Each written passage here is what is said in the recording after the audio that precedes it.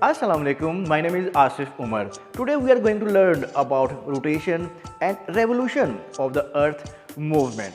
For this required things are globe, iron stand with torch. We are using torch as a sun.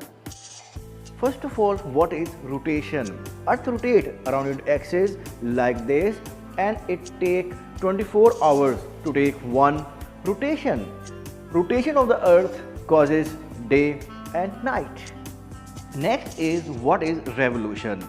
Earth revolves around the sun and it takes 365 days, approximate 1 year, to take one revolution.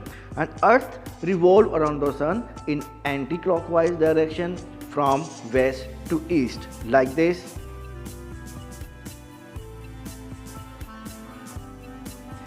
Revolution of the earth causes different seasons. I hope you like this activity. Bye bye.